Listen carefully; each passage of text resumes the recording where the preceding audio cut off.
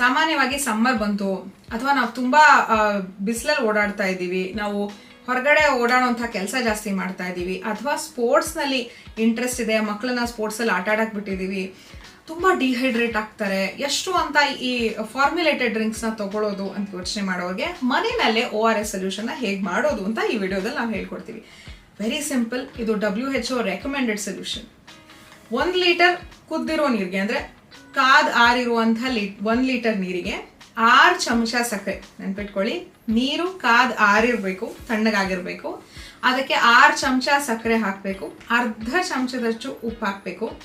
ನಿಮಗೆ ಅದಕ್ಕೊಂಚೂರು taste add ಮಾಡ್ಕೋಬೇಕು ಅಥವಾ ಇನ್ನೊಂದಷ್ಟು ಆ್ಯಂಟಿ ಆಕ್ಸಿಡೆಂಟ್ಸ್ನ ಆ್ಯಡ್ ಮಾಡಬೇಕು ಅಂದರೆ ಒಂದು ಅರ್ಧ ನಿಂಬೆ ಹಣ್ಣನ್ನು ಹಿಂಡ್ಕೋಬೋದು.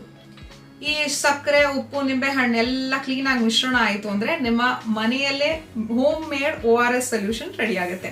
ಸೊ ಈ ಸೊಲ್ಯೂಷನ್ನ ಒಂದೇ ಕಂಡೀಷನ್ ಏನಪ್ಪ ಅಂದರೆ ನೀವು ಮಾಡಿದ 24 ಗಂಟೆ ಒಳಗಡೆ ಇದನ್ನು ಕುಡಿದು ಖಾಲಿ ಮಾಡಬೇಕು. ಸೊ ಸಿಪ್ ಬೈ ಸಿಪ್ ನೀವು ಅವಾಗವಾಗ ಈ ನೀರನ್ನು ಕುಡಿಯೋದ್ರಿಂದ ನೀವು ಹೊರಗಡೆ ಓಡಾಡೋರಾಗಿರ್ಬೋದು, ಸ್ಪೋರ್ಟ್ಸ್ನಲ್ಲಿ ಇರುವಂಥವ್ರಾಗಿರ್ಬೋದು, ಬಿಸಿಲಲ್ಲಿ ಜಾಸ್ತಿ ಸಮಯ ಕಳೆಯುವಂಥವ್ರಾಗಿರ್ಬೋದು, ಅಥವಾ ಮನೆಯಲ್ಲಿ ಹೊರಗಡೆದೇನೋ ತಿಂದು ಹೊಟ್ಟೆ ಸ್ವಲ್ಪ ಕೆಟ್ಟಿದೆ, ಡಿಹೈಡ್ರೇಷನ್ ಆಗ್ತಾ ಇದೆ ಅನ್ನೋರು ಈ ಸೊಲ್ಯೂಷನ್ನ ಇಡೀ ದಿನ ಕುಡಿಯೋದ್ರಿಂದ ನಿಮ್ಮ ಬಾಡಿಯ ಹೈಡ್ರೇಷನ್ ಲೆವೆಲ್ನ ಕಾಪಾಡ್ಕೋಬಹುದು.